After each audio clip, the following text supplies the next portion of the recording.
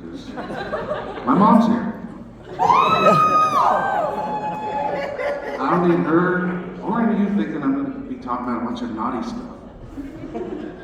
Well, anyway, the biggest penis I've ever seen in my life belonged to my high school gym teacher. Don't worry, it wasn't creepy. He had stayed after school to work out in the school's weight room. And he just happened to be in the showers when we got done with basketball practice. And I mean, I come from a small town. It was a small school, so we didn't have like separate locker rooms for the teachers or anything. So it was just your standard locker room nudity. There wasn't anything creepy about it until we made it creepy. One of my teammates had seen it. And he came over to us and he said, "Hey, did you see the gym teacher's dick?" And we said, "No." He said, you need to go see it. So we did. Three of us crept over to where the showers were. We peeked around the corner, like Three Stooges style too, like three heads stacked on top of each other, forming this weird pervert totem pole. And I gotta say, this man, he looked like he was riding a really, really tired elephant. Because the thing, it was just swinging and dangling. And he like turned to rinse off his back, and the thing went like, and then it just kept going. You guys get that over here? Pendulously, until it finally slowed to a complete stop. I've never seen the concept of inertia more expertly demonstrated. We need to get that man's penis in every science classroom in this nation. We ever want to catch up to China in the STEM fields, we gotta rethink our curriculum. It wasn't just the size that we were impressed by, but the dexterity of that. Because he dropped the bar of soap on the floor, and I swear to God, his dick reached down and picked it up. Not only did it pick it up, it tossed it to him. He caught it in one hand, then with his other hand, he dabbed up his own penis. He was like, "Hey, no.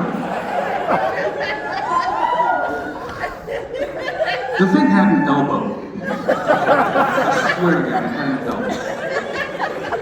I'd be lucky if mine had a knuckle. And not even a big thumb knuckle. I'm talking about that little guy right there. But his thing had, it might have been a knee. I don't know.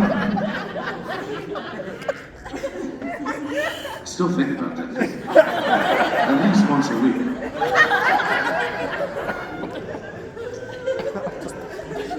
I do need to say though, and I'm gonna get a little serious here, so just bear with me. I feel it needs to be said that a man is worth more than the size of his penis. Because,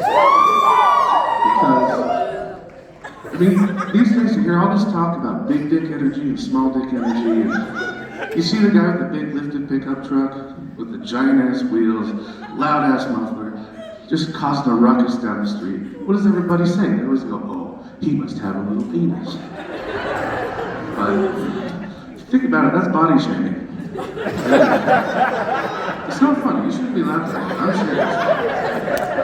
That's body shaming and it's wrong because a man can't help how big it is.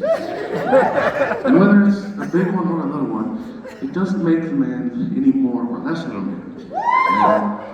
And I truly believe that. And I want to spread the word. I want to shout that from every mountaintop for everyone to hear.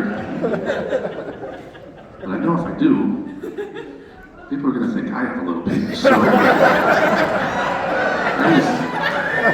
I just keep my mouth shut. I don't think that rumor going around. Because I don't. I just don't have the dick that I deserve. I just deserve just something to make up for the rest of me, you know?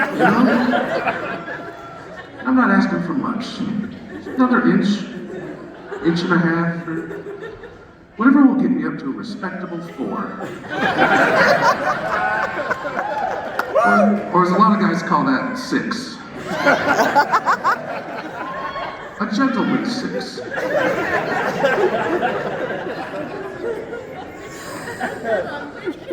I first realized I didn't have the dick I deserved when a friend of mine showed me that Kim Kardashian sex tape. I was over at his house. He asked if I could see it, and I said no. He said, "Do you want to?"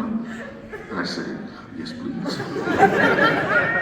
So he showed me, and I don't know if you're familiar with that tape or not, but the guy in that video is R&B singer Ray J. And as soon as I saw that thing, I went, oh, that's not fair. Because he was sporting some absolute lumber. So I said, that's not fair. So my friend said, what do you mean it's not fair? I said, well, the dude's already rich and famous. He's handsome and sexy, he's talented. He didn't need it. He doesn't deserve a dick that big. Ron Jeremy, on the other hand, Ron Jeremy, he needed that tennis piece. He had nothing else going for him. Like, you ever see a picture of Ron Jeremy? Especially now. I mean, I don't want to be cruel, but he always looks like he's going through some shit. He's got that thin, wispy hair that's always wet for some reason. He's still rocking that 80s porn stash, even though he's not an 80s porn star anymore. So he needed, I mean, you wouldn't know his name. If he just had a gentleman's 6, you wouldn't know his name. So he needed that thing to make a name for himself. Now, I like to think, and this is kind of silly, so bear with me. I like to think that all living creatures are made in heaven in like a Santa's workshop type of thing. But instead of elves, they got angels. They're just assembling bodies. And then they have to have has to go across God's desk for a final quality check. And Ron Jeremy came across his desk without the 10-inch penis. And he said, whoa, wait a minute. Gabriel, get in here. What? This is the final draft? We're sending this down? Yeah, what's the problem? Look at him. He looks like Super Mario going through his 4th divorce. Is he like a super genius? Is he musically talented? Is he at least charming? No, none of the above. Actually, quite a sleazy individual. Well, we gotta give him something. Well, we ran out of parts. All we have left are some duck parts, salamander parts, some donkey parts. Donkey parts? Bring me the donkey parts. I've got an idea. Thank you. Let's see what we got.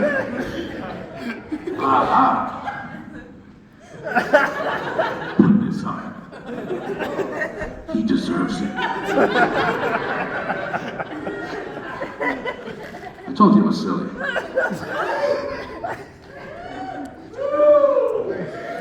Stop it at once. You know what I did the other day? It was also pretty silly. Yeah. I knew it wouldn't work. I gave it a shot anyway. I was sitting at home, I was watching a movie. It was one of those movies I'd seen 100 times. I wasn't really paying attention. So I thought I'd just get on my phone, scroll through Facebook, play a game or something, and just let the movie be just background noise. But I left my phone in the kitchen. I could see it, but I couldn't reach it. The problem was, I was in my recliner, like really in there. So I really didn't want to get up to go get the thing. So I tried some. I knew it wouldn't work. I thought I'd give it a shot. Looking at my phone, and I went,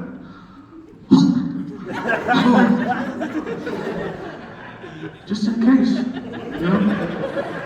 Just in case I got bit by a radioactive spider. It never works though. And I try it every time. It never works. And then, before I actually commit to getting up to go get the thing, I give it one last shot with one of these.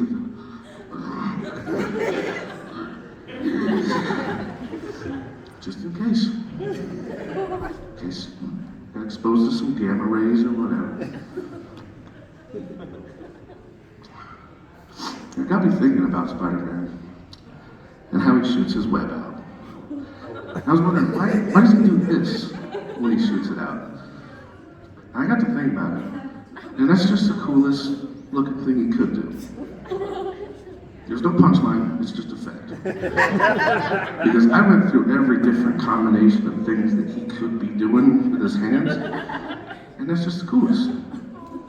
And I found out that the least cool, the lamest, the least intimidating, would be nothing, just a limp, open hand. Oh, I'll get you. Because I would not even think the web would shoot out the way that he's going. I would think it would just kind of extrude slowly into a pile on the floor. Looks like someone spilled their ramen noodles. And he has to gather it up like an extension cord and throw it like a lasso. It would make an awful noise too. Like a real farty noise.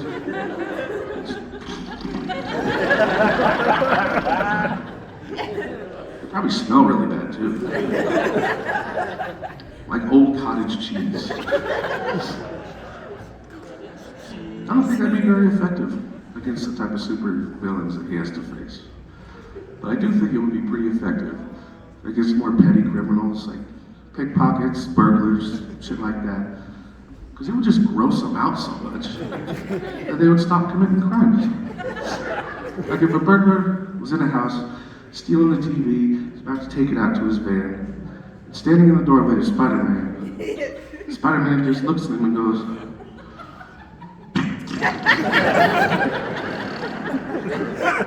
that burglar would go, oh dude, what even is this?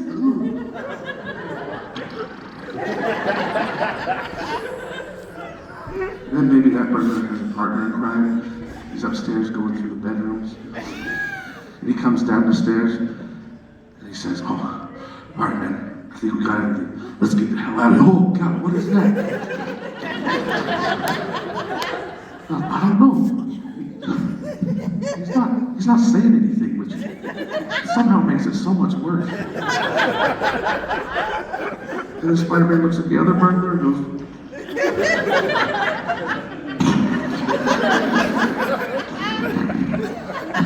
I guarantee they quit their life of crime. They probably have to go to therapy. You're laying on that therapist's couch going, it was just so unsettling. We put everything back and then then he slurped it back in. Oh, like spaghetti. Oh.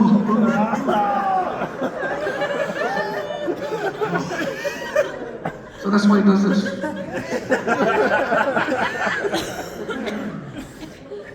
What do you really think about it? Spider-Man should not be shooting his web out of his wrist. Because I'm no entomologist or anything. But I am oppressively pedantic. So I know that if you want to be anatomically correct, the web should have been coming from, should have been coming out of that booty. And that would have made those comic books and movies a lot more interesting. Because first of all, that suit that he wears would have to be assless. And wouldn't that be fun? See him swing from building to building with cakes on display. Or if he's a little more modest, he could have a zipper back there, Velcro, or he could have those old-timey pajamas with the trap door. You know, those Ebenezer Scrooge PJs? I personally think he should just wear just a sensible two-piece. Just a top and bottom, When he needs his web, he just has to shimmy his bottoms down. And again, on the floor. I don't think anybody would want to be saved by Spider-Man. Like if Mary Jane was tied up and she's screaming, "Oh, Spider-Man, save me!" He goes, "Don't worry, I'm on the way."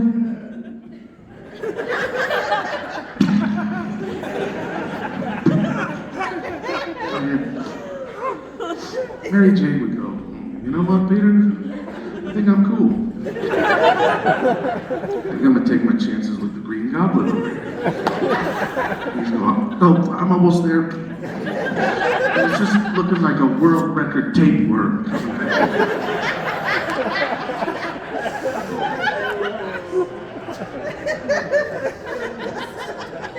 Was tapeworm too much?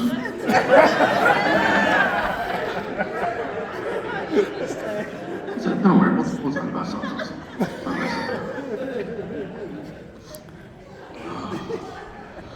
Hey lady, you got nice titties. Isn't catcalling hilarious? I mean, I don't endorse it. I think it's a shitty thing to do, but when I see a guy go, "Hey lady, you got nice titties," I can't help but think it's so funny, because what are you doing, dude? What's your goal here? What are you trying to accomplish with this? I like to think, and this is just the optimist in me, sometimes I like to think that maybe he thinks it's just good manners. He's just being polite. He's being a good Samaritan, doing his good deed for the day. Hey, my mother told me never forget these three things. Always say please and thank you. Always respect your elders. Always let the ladies know they got nice titties. I've been the runner-up for the Nobel Peace Prize for the past 13 years. I do it for the community. Well, I know that's not the case. I know that guy is. He's probably just trying to get laid, isn't he? He's trying to get a phone number, trying to get some attention. But sometimes I find that even more preposterous than the Good Samaritan guy. When you consider the guys who catcall from their car while driving to a lady on the sidewalk. Like she's gonna run into oncoming traffic to hand over her phone number? I mean, has anything ever come from a catcall, like a relationship, a date, even a phone number? "Mom, tell me the story how you and Dad met." Well, there I was, walking down the sidewalk, minding my own fucking business. And I heard somebody shout, "Hey lady!" I look up, and there's your father. He was hanging out the passenger side of his best friend's ride, trying to holler. We made eye contact, and he said, I'll never forget what he said. "Remember what you said, Frank?" He said, "You got nice boobies." I immediately called my mother. I'm like, "Mom, I found the one." I don't do it, by the way. I never catcall. For one reason. Well, two reasons. One, because I respect women, blah, blah, blah. But two, it just seems like too much work. It's more work than I'm willing to put into it. Because I really put in like zero effort to try and get laid or get a phone number, or even flirt for that matter.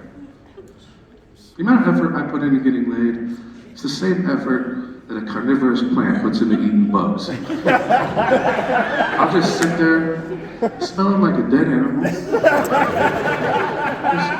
hoping something delicious is gonna come by and go, "Ooh, look at you. Look at you over here smelling like hot garbage." You want some of this? Yes, please. Even if catcalling was 100% effective at getting you laid, I would still think it's too much work. Like if I were driving in my car and there was just a 10 walking down the sidewalk, an absolute dime, and I knew all I had to do was catcall her, and I could have those butt cheeks, I would still probably go, well, My window's up. I don't like to roll my window down. Oh, well. It really is like very little effort. I just don't want to. Like if I were sitting at home watching a movie and, let's say Jennifer Lopez walked into my apartment, stood in my doorway and stripped down, butt booty naked, looked at me and said, "Hey there, big boy, you want a piece of this?" I mean, yeah, I would go, "Yes, please." But if she then said, "Well, come and get it,"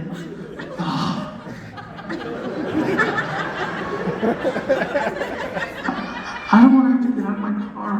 I don't want to get out of the seat. I'm comfy.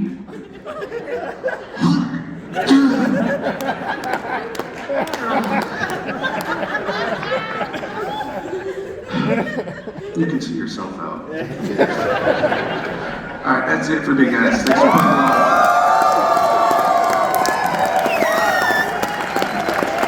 along.